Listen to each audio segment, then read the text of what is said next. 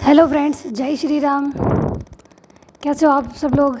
पढ़ाई तो अच्छी चल रही होगी, उम्मीद यही करती हूँ, क्योंकि 1 जुलाई से अगर हमने शुरुआत की है तो शायद अच्छी चल रही होगी, क्योंकि एक तरह का चैलेंज लिया हुआ है। तो देखो आप लोग मतलब बहुत कमेंट आ रहे थे ना पीडीएफ के बारे में, तो देखो वो नेवरी सर की पीडीएफ निकाली है मैंने, और जीके के पेपर की, और जिसमें बहुत अच्छे तरीके से दिए हुए सारे सब्जेक्ट के, मतलब जैसे कि पहले कोई भी टॉपिक ले लिया, हिस्ट्री ले ली, पॉलिटिकल ले लिया, सबका एक टॉपिक ले लिया और उसके 75 क्वेश्चन बना दिए, जिसमें मैथ्स, रीजनिंग, इंग्लिश, साइंस सब शामिल है। इस तरीके से 29 टोटल टेस्ट है और 2 मेगा टेस्ट है, 28वां और 29वां, और बीच में रिवीजन टेस्ट भी है।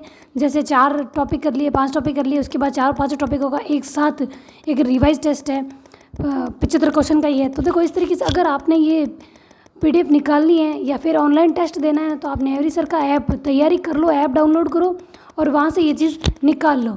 देखो इससे फ़ायदा क्या होगा पता है, मतलब जैसे कि आपने अभी तक शुरुआत भी नहीं की है ना, तो आप वो क्वेश्चन पेपर और उनकी व्याख्या देखोगे ना, तो भी आपको लगेगा यार आप कर पाओगे। बार बार देखोगे ना, तो आपको ज़्यादा मटेरियल इकट्ठा करने की ज़रूरत नहीं पड़ेगी और सर के उससे भी हो जाएगा, क्योंकि सर ने बहुत अच्छी व्याख्या की है, मैंने बहुत अच्छी तरीके से देखा है। और आपको एक आध वीडियो में मैं और दिखा दूंगी सर की पीडीएफ किस तरीके की है, कैसे मतलब 75 क्वेश्चन दिए हुए हैं। और रही बात रीजनिंग की, तो देखो रीजनिंग कहाँ से करनी है और मैं कहाँ से कर रही हूँ और कहाँ से मैं प्रैक्टिस कर रही हूँ वो बता दूँ। तो देखो रीजनिंग के लिए मैंने हिस्ट्री 360 ऐप है, आप पहले वीडियो ध्यान से सुना करो, उसके बाद पूछा करो कि मैंने कहाँ से किया, कहाँ से, क्योंकि मैंने पिछले वीडियो में भी बता दिया था कि मैंने कहाँ से क्या लिया है। मैंने कहा था कि नेवरी सर का ये ऐप है, तैयारी कर लो ऐप, बस मुझे ऐप का नाम याद नहीं रहा था, तो लेकिन आप अगर सर्च करते हैं यूट्यूब पे नेवरी सर तो वो बता भी देते हैं कि तैयारी कर लो ऐप है उनका। वो डाउनलोड करके वहाँ से आप कोई टेस्ट सीरीज़ ले सकते हो, टेस्ट सीरीज़ ले लो, सबकी अलग अलग है। जैसे फर्स्ट पेपर की अलग होगी, सेकंड आपका जो भी पेपर है उसकी भी है, आपको अगर लेना है तो। सारे सब्जेक्ट की मुझे नहीं पता, मैंने हिस्ट्री की देखी है, हिंदी की देखी है, मतलब इस तरीके से और भी सब्जेक्ट्स की है, आप चाहो तो वहाँ से ले सकते हो। तो रीजनिंग देखो हिस्ट्री 360 ऐप से क्वेश्चन पेपर मैंने नेवरी सर के लिए हैं, लेकिन मैंने समझने के लिए कि मुझे रीजनिंग और मैथ सांख्यिकी समझ में नहीं आ रही, 10 से 12 क्वेश्चन यानी कि 20 से 24 नंबर आएंगे इस पोर्शन के, तो उसके लिए मैंने हिस्ट्री 360 का ऐप डाउनलोड किया और वहाँ से 399 रुपये में एक कोर्स लिया था। वो मैंने फरवरी में ले लिया था। अभी भी शायद देखो राखी के टाइम हो सकता है कि आपको थोड़ी बहुत छूट मिल जाए, थोड़ा वेट कर लो, और अभी वैकेंसी आई नहीं तब तक वेट कर लो। अगर आपको मतलब नहीं लेना है या फिर कोई भी किसी एग्ज़ाम की तैयारी करने के लिए आप थोड़ा वेट कर रहे हो ना कि वैकेंसी आ जाए या फिर हम कहाँ से कोर्स लें, तो आप मतलब राखी तक वेट कर लो, उसके बाद जो भी डिस्काउंट होगा उसके अकॉर्डिंग आप ले लेना। और अभी लेना चाहो तो अभी ले लो, क्योंकि मैंने तो पहले ही ले लिया था, क्योंकि देखो जब तैयारी करनी होती ना तो मैं ये नहीं सोचती कि भाई ऑफ़र कब आएगा। अब मैं ज्योग्राफी का ज़रूर सोच रही हूँ कि मैंने ज्योग्राफी का सर के लिया हुआ है मेरे कुलदीप यादव सर का कोर्स, और वहीं से मैं टेस्ट दे रही हूँ, यूनिट वाइज टेस्ट। लेकिन अब देखो टॉपिक वाइज टेस्ट वहाँ पे नहीं है कुलदीप यादव सर के, लेकिन नेवरी सर के हैं। लेकिन जब मेरा सिलेबस कंप्लीट हो जाएगा ना, उसके बाद मैं देखूंगी कि मैं नेवरी सर का टेस्ट लूँगी और टॉपिक वाइज टेस्ट दूंगी, और बाद में मेगा टेस्ट दिया हुआ है लास्ट में, वो मेगा टेस्ट दूंगी, तो जिसमें 300 नंबर के क्वेश्चंस यानी कि 150 क्वेश्चन कंप्लीट दिए हुए हैं।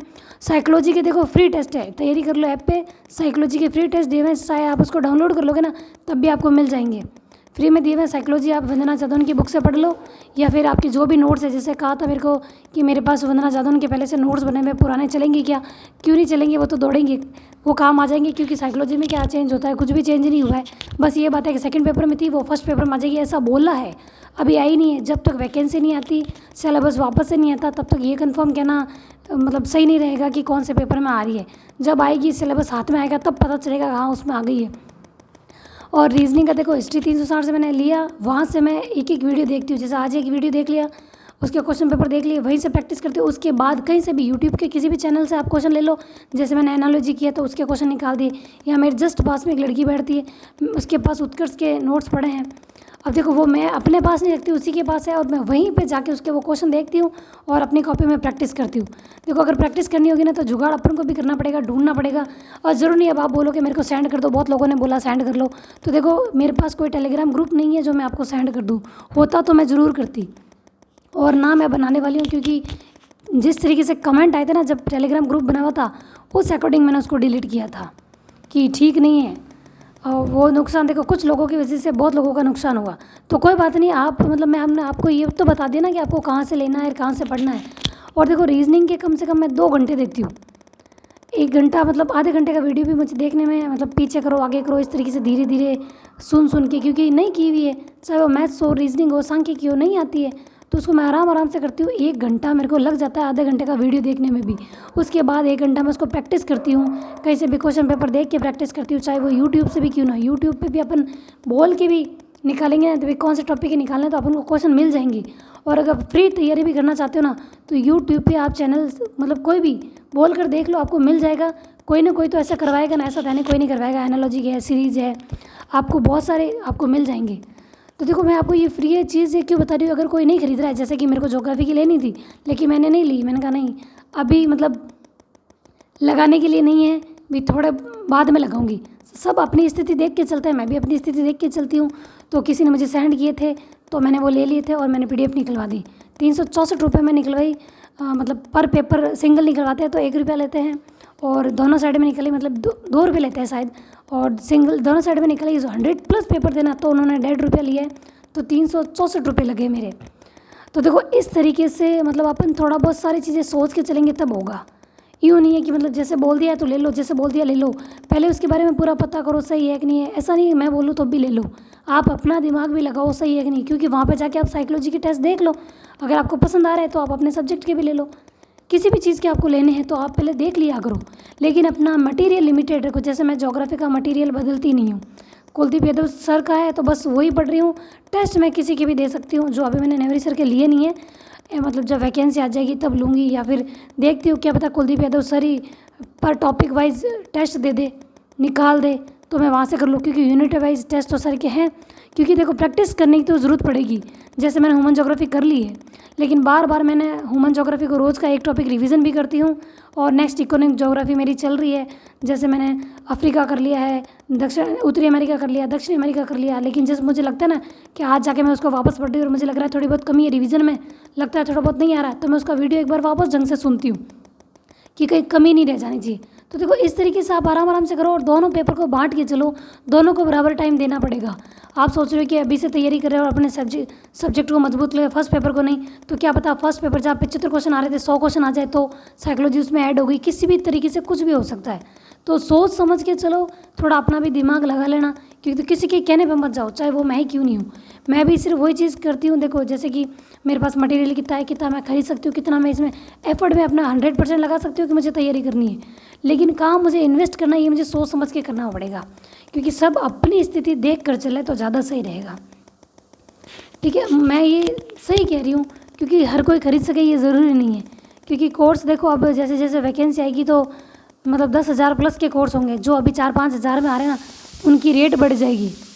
तो आप सोच समझ के चलो कि आपको कब कोर्स लेना है, किसका कोर्स लेना है, वो अभी सोच लो। वैकेंसी आने से पहले सोच लो कहाँ से प्रैक्टिस करनी है, किस तरीके से करना है। अभी आप 5-7 दिन में ढूंढ लो, क्या पता वैकेंसी जुलाई अगस्त में आ जाए। और बहुत लोग तो ये बोल रहे 4-4 5-5 साल नहीं आएगी, तो उनके कहने पे जाना है, इंतज़ार करना है तो करते रहो। और अगर आप पहले तैयारी करते हो तो आपकी मर्ज़ी, क्योंकि देखो बाढ़ आने के बाद मतलब पाल नहीं बांधी जाती, पहले पाल बांध लो, फायदे में रहोगे, पहले तैयारी कर लो। कहावत है मतलब ढंग से बोलनी नहीं आती, लेकिन उनका मतलब आप समझ सकते हो तो समझ जाओ।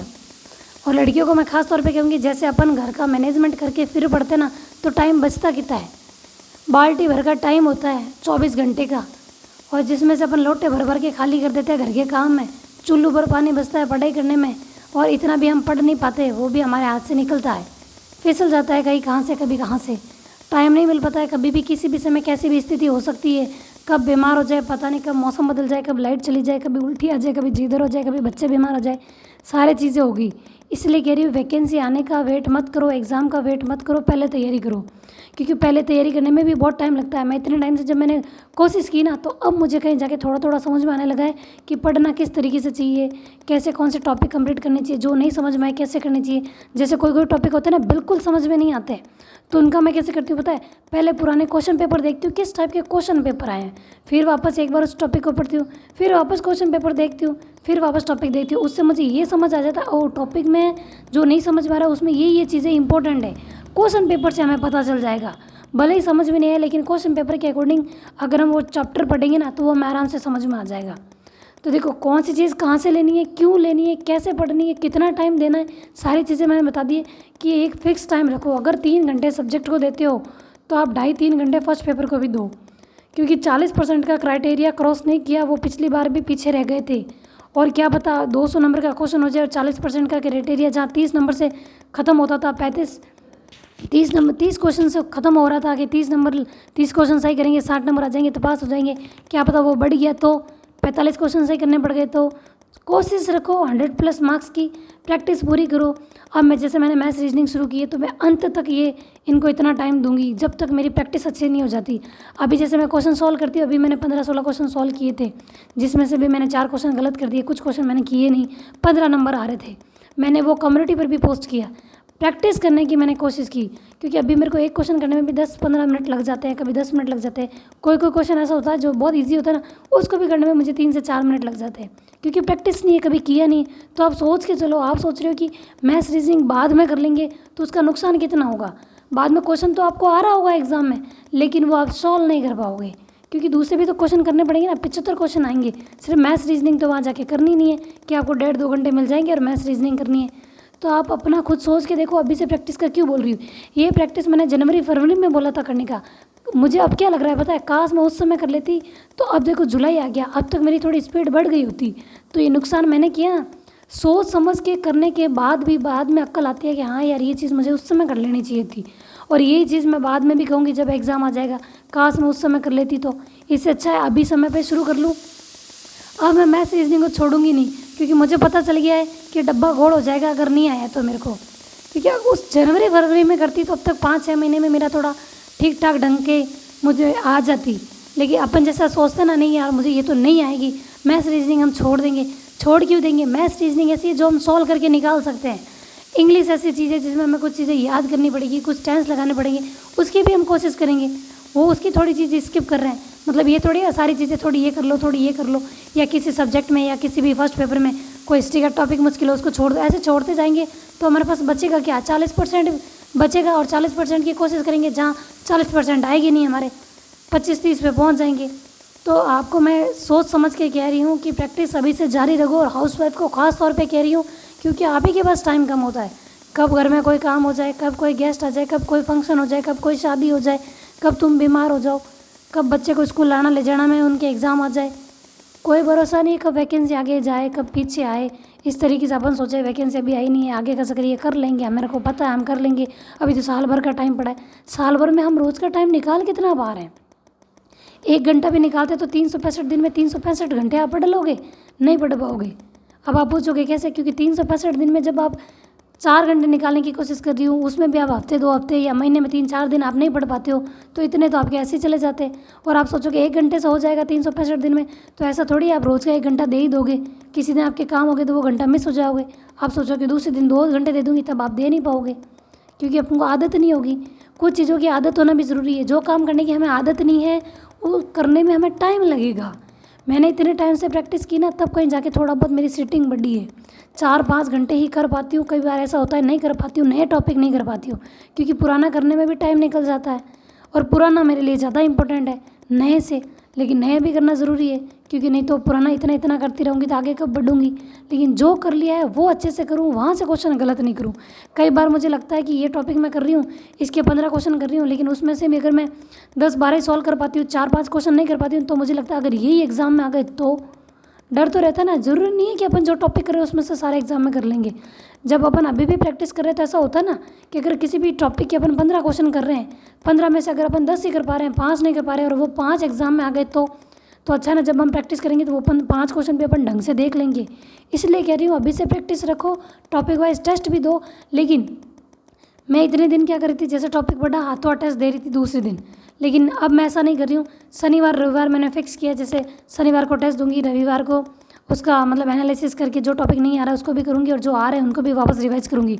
सैटरडे संडे में 2 दिन इसीलिए निकाल रही हूँ, क्योंकि देखो प्रैक्टिस करना ज़रूरी है, टेस्ट देना ज़रूरी है, और हमें ये पता होना चाहिए कि हमें क्या चीज़ नहीं आ रही है। जब तक हमें ये नहीं पता होगा कि कहाँ हमारी कमज़ोरी है, क्योंकि हम सोच रहे हैं आगे बढ़ते रहो, कर लिया कर लिया कर लिया। जब टेस्ट देते हैं तब हमारी रियलिटी पता होती है, यार हमें तो याद ही नहीं हुआ ज़्यादा टॉपिक में। कुछ चीज़ें हमें टॉपिक की याद हो जाती है, हम सोच रहे हैं वो टॉपिक याद है, जबकि टॉपिक की सारी चीज़ें याद हमें नहीं होती है। जैसे मुगल काल मेरा बड़ा खोटा है। बहुत अच्छा करने की कोशिश की, याद भी है, लेकिन जब क्वेश्चन पेपर प्रैक्टिस करती हूँ ना तब मेरा बहुत खोटे हो जाते हैं सवाल, तो वो गलती मेरी है। तो ये चीज़ मैं आपको बता रही किस लिए हूँ, अगर आप सोच रहे हो ना हम बाद में कर लेंगे, बता रहे हैं हम समझ रहे हैं इनकी बात, लेकिन हम कर जरूर लेंगे, करने बैठोगे तो पता चलेगा टाइम कितना जा रहा है। मैं आपको ये चीज़ करके दिखा रही हूँ कि भाई ऐसा ऐसा हो रहा है, ऐसा ऐसा हो सकता है। अभी नहीं संभले तो संभल जाओ, अभी आपके पास वक्त है, वैकेंसी नहीं है। लेकिन ऐसा नहीं है कहना है वक्त है करने के चक्कर में वैकेंसी भी आ जाए, एग्ज़ाम डेट भी आ जाए और एग्ज़ाम भी हो जाए। या सोचा था थोड़ा पहले कर लेंगे लेकिन कर नहीं पाए। ये गलती मैं पहले भी कर चुकी हूँ। मैंने सोचा था 2022 की वैकेंसी में अच्छी तैयारी कर लूँगी, लेकिन ना मैंने कोर्स लिया ना मैंने पढ़ाई की, क्योंकि बच्चा छोटा था 3 महीने का और मैं तैयारी भी नहीं कर पाई और ना मैं इतना सिटिंग कर पा रही थी क्योंकि सीजेरियन था। जैसा एक कमेंट आया था कि सीजेरियन ज़्यादा हार्ड एक्सरसाइज कर सकता है, तो भाई मैं कहूँगी मत करना, बहुत दर्द होगा। मैंने एक बार डेमो लेके देख रखा है, बहुत भुगतान करना पड़ता है। नॉर्मल एक्सरसाइज करो जैसे मैंने बता दी है, बस हल्की फुल्की और वेट 100% कम हो जाएगा। बस कंटिन्यूटी रखना, कंटिन्यूटी पत्थर पर भी निशान पाड़ देती है, पता है मतलब रस्सी। तो आप कंटिन्यूटी रखोगे तो बॉडी जहाँ जहाँ से दर्द होती है वहाँ से कम 100% हो जाएगी। और मैं आपके सामने हूँ। जैसे एक लेडी ने कमेंट किया था प्रेगनेंसी के टाइम वेट बढ़ गया फिर घट गया। जिनके वेट बढ़ता है, क्या घटना आसान है? घटाना आसान नहीं होता और ना ही बढ़ाना आसान होता है। क्योंकि एक समय ऐसा था जब मैं 12th कर रही थी और ग्रेजुएशन में थी, MA BEd किया था, तब मेरा वेट फिक्स था 32 किलो से 1 किलो ऊपर कभी नहीं गया। लेकिन जब मेरे को TB हुआ और जब डॉक्टर ने कहा इनको खाना पीना ज़रूरी है, ध्यान देना ज़रूरी है, वेट बढ़ाना ज़रूरी है, तब ठीक होगी, तब वेट बढ़ाने की पूरी कोशिश की और वेट बढ़ाया, 58 पे पहुंची थी। उसके बाद 90 पे भी पहुंची प्रेगनेंसी के टाइम। प्रेगनेंसी के बाद भी मैं 90 किलो की थी। कितने मतलब लगभग 10 महीने में 90 किलो की रही। उसके बाद मैंने अपना घटाने की कोशिश की और घटा है। घटाना भी आसान नहीं होता। कुछ लोग सिर्फ देखो बोलना आसान है, करना मुश्किल है। लेकिन इतना भी मुश्किल नहीं है कि हम कर नहीं सकते, बस कर सकते हैं। कुछ लोगों को इग्नोर करो, आगे बढ़ो। और जो ये नेगेटिव कमेंट करते हैं या फिर कोई गंदे गंदे से कमेंट करते हैं ना, मतलब इसका क्या मतलब पता है? उनको ऐसी ही चीज़ें मिली है, जैसे देखते हैं वैसे सीखते हैं। अब किसी लोगों को बुरा भी लगेगा, ऐसा कैसे बोल दिया, अरे बोल दिया। आप ऐसा कहाँ से सीख रहे हो? कहीं से तो सीख रहे हो, ये आपकी खुद की उपज है, मतलब आप ऐसा ही सोचते हो तो आप ऐसा ही सिखाओगे क्या? अरे किसी को अच्छी चीज़ सिखाओ ना, आपके अंदर का कोई ऐसा गुण जो आप अगले में डाल सको, कोई ऐसा काम करके दिखाओ।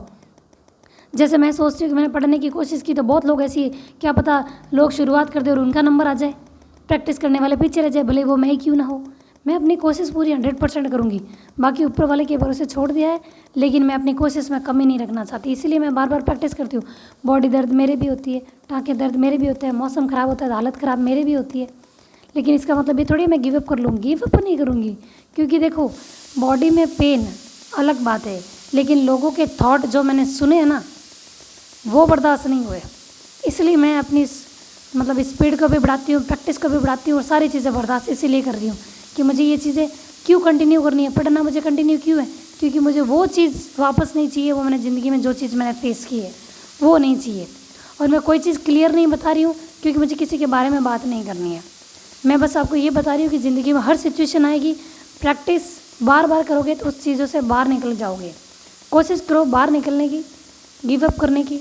गिव अप करने का मतलब उन चीज़ों से गिव अप कर लो, लेकिन अपनी पढ़ाई से गिव अप मत करो, हार मत मानो। कोशिश तब तक करेंगे जब तक हमको अपनी सफलता नहीं मिल जाती। मैं आराम से इसलिए बोल रही हूँ क्योंकि आज मेरे बॉडी में थोड़ा दर्द है, मौसम ख़राब होता है तो हालत ख़राब हो जाती है। आज मेरे उठने की सिचुएशन तक नहीं थी, लेकिन फिर भी मैं उठी हूँ। लेकिन आज मैं लेट उठी, जहाँ 4 बजे उठती हूँ वहाँ मैं 6 बजे उठी हूँ, आराम से उठी हूँ। क्योंकि मतलब मैं रात को 1 बजे से जग रही थी, मेरी हालत बहुत ख़राब हो रही थी। एक बॉडी में ऐसी चीज़ नहीं मिली कि मेरे वो दर्द नहीं हो रही, क्योंकि सारे इंजेक्शन दर्द होते हैं, सिजेरियन होते हैं, उनके रीढ़ की हड्डी में इंजेक्शन लगते हैं। और मेरे जब अपेंडिक्स का हुआ था तब भी मेरी रीढ़ की हड्डी में इंजेक्शन लगा था, वो बहुत भयंकर दर्द होते हैं।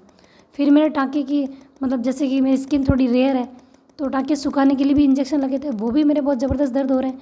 टाँके तो दर्द होने ही है क्योंकि मेरी सेकंड लेयर है तो बहुत ज़्यादा दर्द हो रहा है, लेकिन फिर भी मेरे चेहरे पे मुस्कान है। मैं सोच रही हूँ अगर इस दर्द को लेके बैठ गई तो मैं आज पढ़ नहीं पाऊँगी, मेरे सेटिंग करना बहुत मुश्किल हो पा रहा है। तो मैंने सोचा चलो एक वीडियो बना के देखते हैं, टाइम लगा के देखते हैं, बोल के देखते हैं, ताकि मेरा भी कॉन्फिडेंस बढ़ जाए, अगले का भी बढ़ जाए। क्योंकि ऐसी सिचुएशन हर उस लड़की की आएगी जिनकी मतलब बॉडी में पेन रहता है। लेकिन हारना नहीं है, अब हार गए ना तो अपन बहुत सारी चीज़ें खो देंगे जो हमें मिलने वाली है, और हमको वही चीज़ें मिल जाएगी जो हमें नहीं चाहिए। तो कोशिश करो। मैंने भी देखो उठ के खड़ी हुई हूँ, दाल बन रही है, जाके बाटी बनाऊंगी, फिर लाइब्रेरी जाऊंगी, पढ़ाई करूंगी। आज मेरे बच्चे की छुट्टी है, सैटरडे है, और वीडियो में हाथों हाथ बना के अपलोड कर रही हूँ। मॉर्निंग में मैंने वीडियो बनाया, आज मैंने पढ़ाई नहीं की क्योंकि मैं अपनी बॉडी को लाइब्रेरी जाने से पहले थोड़ा रेस्ट दे रही हूँ। ना तो मैंने आज एक्सरसाइज की है, जबकि मैंने कहा था 30 दिन कंटिन्यू करूँगी, अभी नहीं कर रही हूँ तो क्या नहीं, आप कभी भी कर सकते हो। सुबह नहीं की, शाम को कर लेना, दिन में कर लेना। मैं दिन में लाइब्रेरी में रहूँगी, नहीं कर पाऊँगी, शाम को आके कर लूँगी, रात को कर लूँगी, लेकिन करूँगी। आराम आराम से करना। देखो दर्द बहुत होता है, जिनके सिजेरियन होता है तकलीफ हो सकती है, इसलिए हल्की फुल्की एक्सरसाइज करो, 100% कम होगा। मेरी बातों पे विश्वास कर सकते हो तो करो, नहीं तो देखो विश्वास नहीं करोगे तब भी आपकी मर्जी है, करोगे तब भी आपकी मर्जी होगी। करोगे तो क्या पता एक बेनिफिट भी आपको मिल जाए ऐसा करने से। ठीक है, वीडियो पसंद आए तो लाइक शेयर और सब्सक्राइब करो। Thank you. जय श्री राम।